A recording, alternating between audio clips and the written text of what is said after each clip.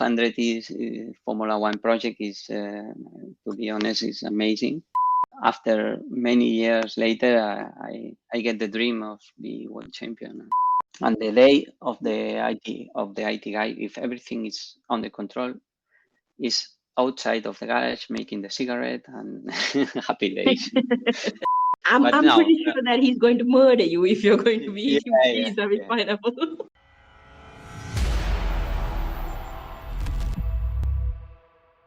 Welcome back to the new season of Jorgy Stripping the Dipping podcast. I'm your host, F1 Blag, and what a week it's been in motorsport. Two big stories with two big Italian names. Lewis Hamilton to Ferrari, albeit in 2025, and Andretti barred from entering Formula One again.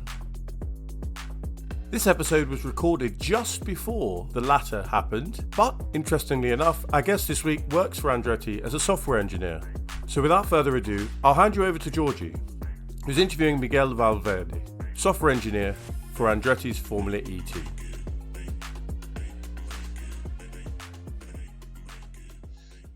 Hello and welcome to Jorgy Stripping the Dipping. I'm your once in a blue moon host, Jorgy herself. As you know, we always have very unique guests with amazing journeys, and today we are diving into the world of IT to see how that works with Formula Series. And our special guest is Miguel Valverde, and I hope that I actually pronounced the name properly because I tried to practice that one with him earlier as well. So without further ado, this is the software engineer at Andretti Autosports for Formula E. Miguel, welcome to the show. Okay, welcome. Yeah, you did it very well. Yeah. First of all, thank you for inviting me to explain a bit my career and my experience there. Yeah. Thank you very much. I'm happy to be with you. Okay, so our first question for all the guests that we ask is introduce who you are. Who is Miguel Valverde? Well, I'm computer engineer, that passionate engineer, let's say, that I'm working in Formula E for I think at least 8 years, and yeah, is working on software development and IT, and quite happy to to share my experience there and explain you about how I arrived to be world champion this year with Andretti. Was an amazing result, and yeah, it's a normal let's say man working a lot. But yeah. With a this lot is of me. This is Miguel Valverde. Yeah, let's say. So what were your earliest motorsport memories? Like, what initiated your interest in software tech when you were younger? Like, were you always into the software side for the information technology, like the PCs and, the whole voodoo judo going on with the computers? Yeah, well, to be honest, I always was interested in, let's say, in cars and also in computers, because my a father's friend was a mechanic, and when I was young, I was always there asking many things there. All days I have free, I was let's say viewing what he was doing, and always asking things. Why do you do this, and why do you do that? Yeah, and after that, my, let's say, my interest was in computers, and yeah, all the time I was trying to learn things about computing, and the most important thing for me was I was very curious about how the applications were built. I always was thinking what the applications can do that, why, and yeah, this is what was my, let's say, young interest in the things. Yeah. Are there any standout projects or assignments you did that helped supplement your interest in coding and IT? Well, not in specific, But Mm-hmm. when I was young, I started, let's say, in the normal academic studies. I started doing the first code applications, and yeah, my teacher told me that it could be interesting for me to join a group member that was developing things, and then I was thinking that it was special for me, that and I was starting doing code application. Yeah. Okay, so straight away jumping back into the racing career. What Hmm. was the motorsport scene like back home in Spain? Like, grew up with legendary drivers like Carlos Sainz Sr., who just won the Dakar Rally over the age of 50, by the way, recently, and Hmm. Fernando Alonso. Like, how much of an impact did motorsport racing, like motor racing, have on the country when Hmm. you're also a successful nation in football and other popular sports? Well, to be honest, these kind of things, these facts affects a lot on the Spaniard guys, because it's very popular. Currently, for example, the Carlos Sainz with the Dakar Rally, and Alonso as well. But to be honest, when I was starting in the motorsport career, let's say more or less 15, 16 years ago, that a bit different. There was not a lot places to work here in motorsport in Mhm. Spain, in the country, but currently is changing a bit with this kind of things, with the help of appears many Spaniards around the world that are getting uh, the dreams reality. I think we have more opportunities here in the country. Yeah, That's a good news. yeah, it's good news. Happy with that. Yeah.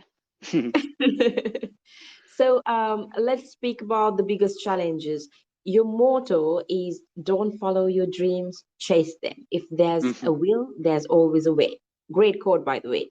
So, Yeah. can you give us an example of a time you've dealt with rejection or adversity and you've used those experiences as a catalyst to elevate yourself?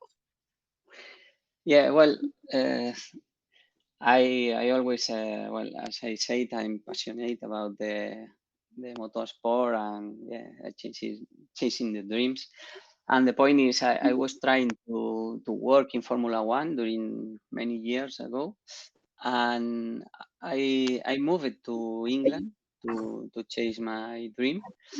And at that point, it was not possible. I tried to, let's say, to get the work there and work in Formula One, but it was not possible.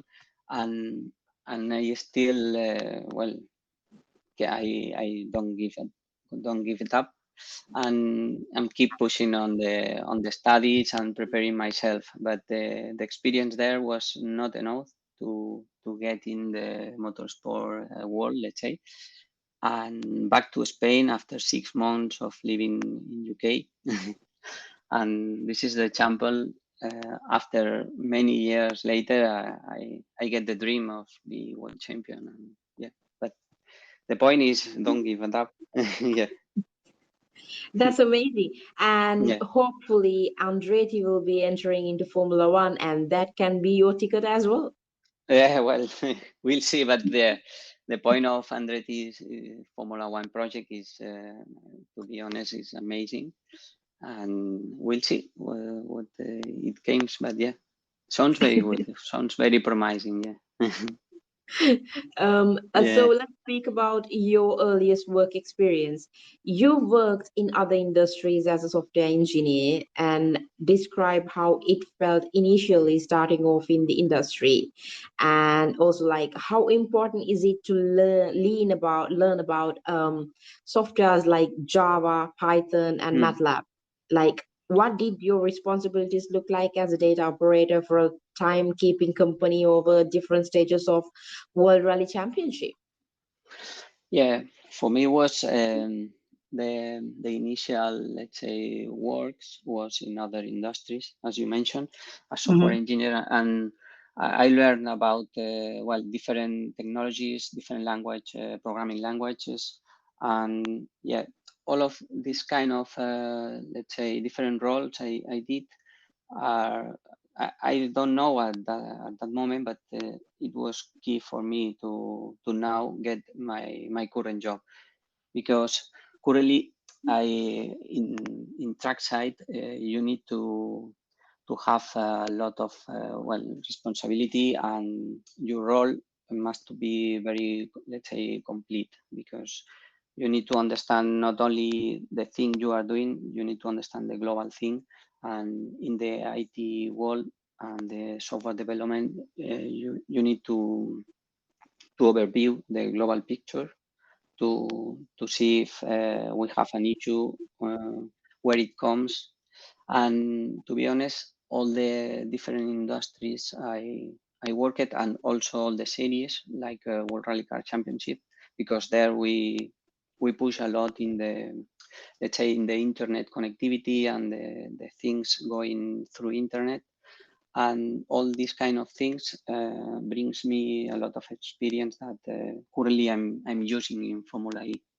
And yeah, this is quite interesting for the people that are listening us, that there are many responsibilities that needs to be, well, you need to be a global profile, not non-specific profile. That's an important thing, because most of the people think that you need very clever in a specific, let's say, area, in a specific point, but another profiles in motorsport are global profiles, and knows about, let's say, for example, in the IT side, you need to be not only an IT guy, you need to be also you need to have an important knowledge about software development and how the applications, the connectivities, and many specific things, not only the IT side, because you need to see the global picture. That's a lot of work. Yes. Yeah, not an easy, but yes, and it's not limited to just like you said, it's not limited to being just an IT guy. You need to have the whole round of knowledge to yeah. Yeah, because you are working with a lot of engineers, and you must to understand their work and how you can help their work, because the IT staff is the key part of a box. When you are trackside, you must be very efficient, and in the IT side, if you understand the work of the engineers, you can help them. Yeah. So like my next question for you is you now work with prestigiously successful Andretti Autosports in Formula E with 4 years of experience working alongside Mahindra Racing. So tell our audience more about this side of your journey. Well, yes, about that journey, I was lucky, to be honest, to join Mahindra and develop there a lot of track experience. I think an important thing is to be trackside, because it's not the environment is, let's say, is quite under pressure, and it's very different than you are on, let's say, on the workshop, without, let's say, any pressure at the moment. And yeah, the experience in Mahindra was very good. I'm very happy with the work there, and but to be honest, there are significant differences from season 4 that I started there and currently, because yeah, as you know, Formula E currently is a quite close series, and it's very difficult to be on the podium now. And I think it's changing a lot. The way, for example, you can do the quali. For example, currently is a key part of the game now, and yeah, grid positioning can help you a lot for the race. And this is a difference, for example, in the past where the cars had some issues at the beginning of the series, and currently it's quite different. All the brands there are putting a lot of, let's say, doing the things in the right way and doing the cars quicker, and there is very close. And then it's very different, let's say, the Formula E across the years, but the last generation of the car is very quick, and to be honest, needs a lot of work on the garage side regarding the tools of car software, because you need to follow the race instantly.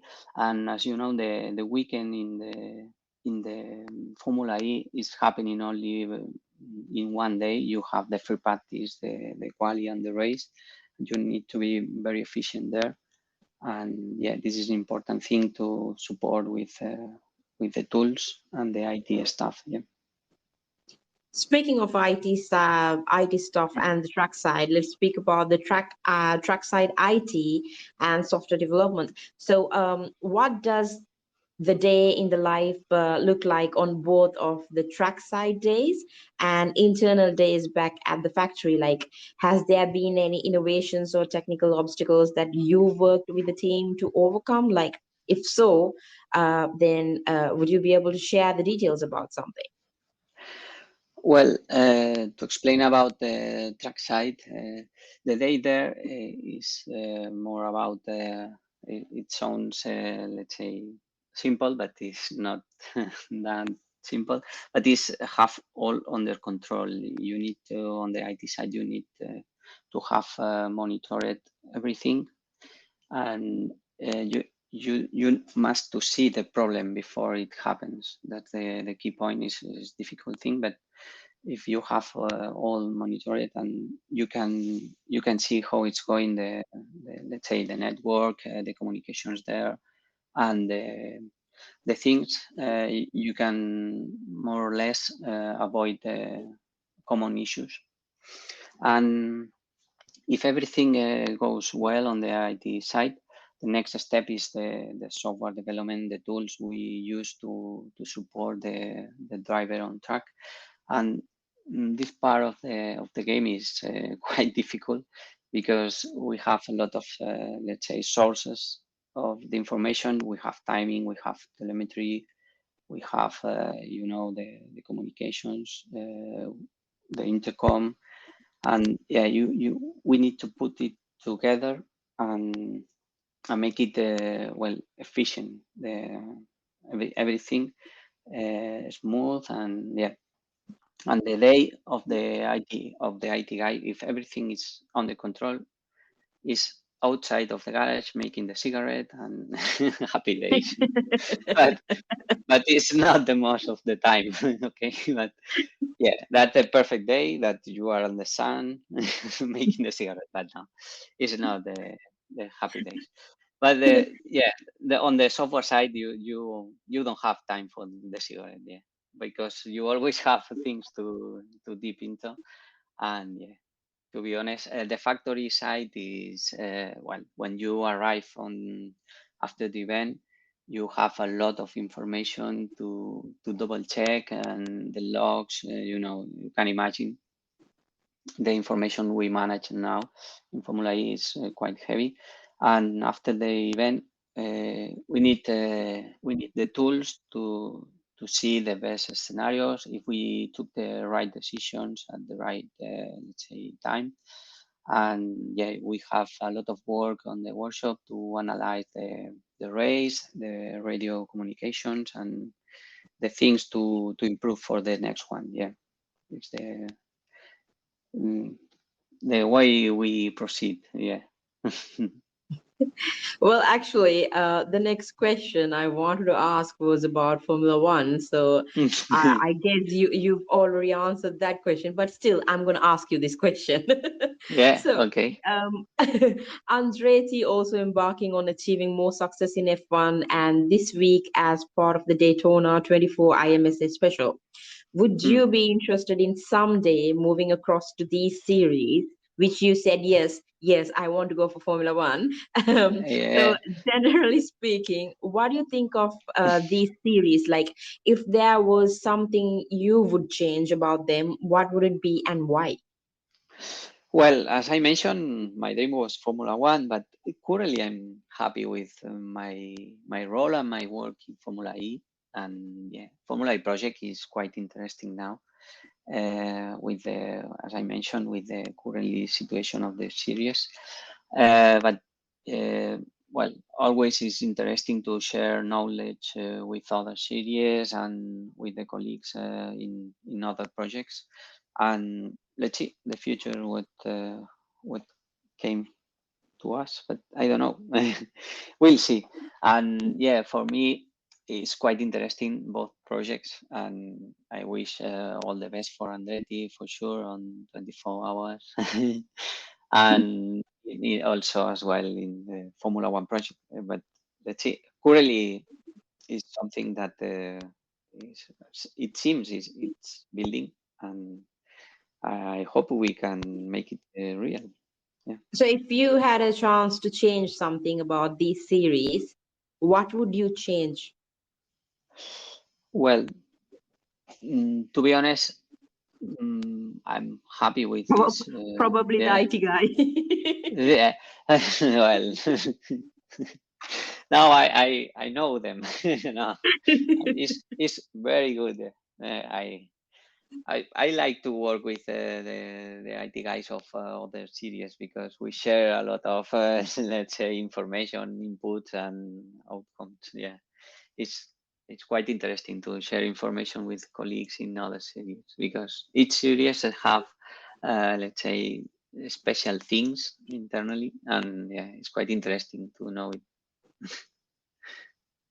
Um, so, jumping back again to Spain. So, Hmm. Madrid announcement, like the reaction to the 2026 news of Madrid coming onto the grid as a street Mhm. track. Is this, in your opinion, is this Hmm. good for the F1 as a sport? And are more street circuits really necessary? Well, in my opinion, that as I mentioned, I'm normal man.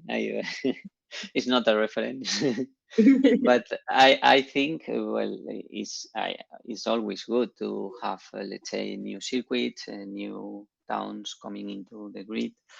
But the critical point, as always, is safety.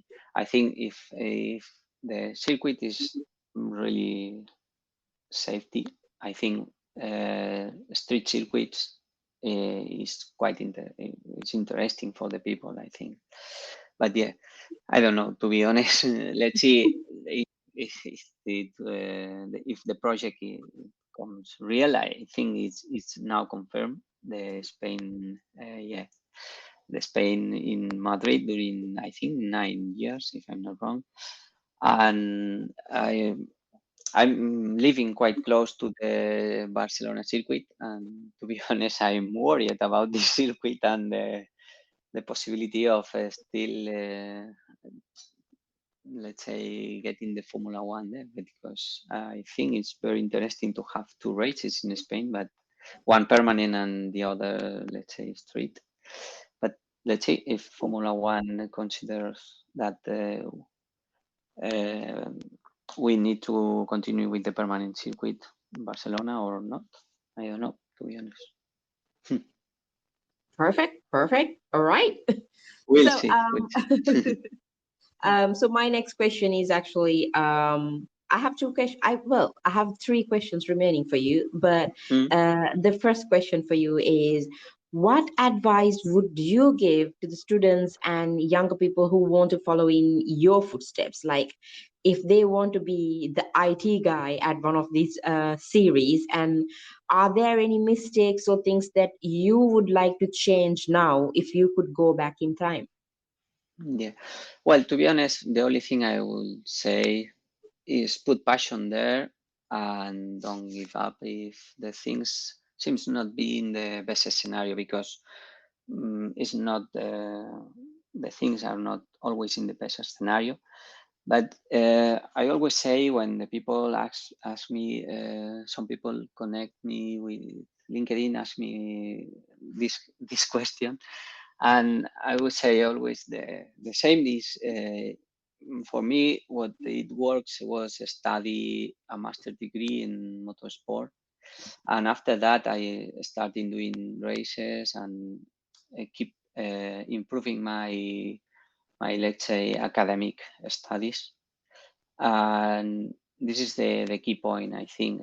Merge the improving your profile to be more smart in many of the areas, as I mentioned, not only in a specific area, and always keeping in touch with the people that are doing the job you wish to do, and that's it. I think that's more or less my, let's say, my advice. And regarding what you mentioned, I will go for the same steps I did, because they bring me to here, and currently I'm very happy with the role and the things I'm doing. And yeah, I will not change anything. So let me ask you this. How would Yeah. how would a day in your life looks like when you're on a race day, and how do you spend your day when you're not on the track? Well, when I am on track, we have limited time there in Formula E, and yeah, we must to prepare all the stuff, all the IT stuff and the tools to be ready for the different sessions during the day. And in the workshop is very different, because I'm developing the strategy software of car tools to use them on track, and preparing all the things to be more efficient there. That's the main difference. When you are on track, you are on focused on the work, and when you are on workshop, you are developing software tools and thinking how to improve the let's say the tools and the procedures there on track, and Yeah. go to the next event to make it better. Yeah. So how do you spend your off days? My off days, I usually go to the mountains. Yeah. I like the mountains and the pictures, and I always walking or riding a bike, and yeah, doing pictures there. That seems fun. Yeah, well, that's and it's necessary, I think, to to combine the pressure on the work, and it's good to go with the mind off in the mountain. Yeah. Okay, so let's get into the fun questions. Enough Okay. about all the work and IT stuff. Let's keep that aside and let's get into the fun Okay. part. Let's go for it. Yeah. Yeah. Okay, so the first question, Yeah. you need to choose three drivers. So this is called taxi dinner avoid. Um, and drive as well. So okay, so you have to choose three drivers. It can be from Formula One to any series. One driver has to be your taxi driver who will be taking you and dropping you at the restaurant. And one driver will be the person who will be joining you for dinner. And you need to name one driver that you would like to avoid meeting at any cost. Oh, not an easy question. That was that one. You must be thinking, Jorgy, what kind of fun did you think? Well, to be the taxi driver, Felix Rosenquist, because well. because that man is crazy, and I had fun a lot with him. We had funny moments with in Mahindra. It's mega, yeah. And yeah, for half a dinner, I think Lewis Hamilton I think is quite interesting and amazing driver, yeah. And to last question, what was the last question? Avoid. Whom do you want to avoid? Well, to be honest, I don't have any driver to avoid, but I don't know. If there's any single person that even for a day, if you don't want to meet that person, who would be? I don't have any driver to avoid, but I would say an Spanish driver to avoid any kind of polemic. Fernando Alonso. Good job, sir. Yeah. Let's see. Okay. So this is actually, the next one is actually, it might be a fun question. Okay, I keep on saying that these questions are very fun, but I'm putting you in trouble, okay? Okay. No. It's fun. So the next question is, would you be eating a pizza with pineapple on top? Well, only if I have my Italian colleague Matteo with me, because he goes crazy with that. Yeah. I'm pretty sure that he's going to murder you if you're going to be eating pizza with pineapple. Yeah, that's the point. Yeah, he goes crazy with that. I will give you points for courage. Okay, so the next fun question that I have for you, sir, is what would be your dream track and the car if you get a hot lap?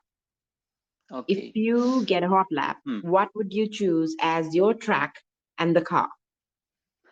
Yeah, well, for me, the dream track is always Monza, Autodromo Nazionale. I like it a lot, and I always saw in the TV, and when I was there in World Rally Car Championship, well, it was amazing for me. Then the track will be Monza, and the car is Audi RS4. That is my favorite car. Yeah, I like it. Well, easy for that's me. An amazing combo. Yes, I was going to say. Yes. Okay, so the last question that I'll be asking you is, if you get a chance to talk to your younger self, what would be the thing that you will be telling that little Miguel? Okay, I would say learn more English, I would say.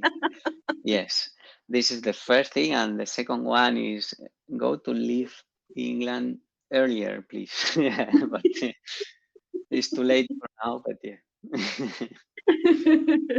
Well, Senor, I'm so glad that we had this chat with you today.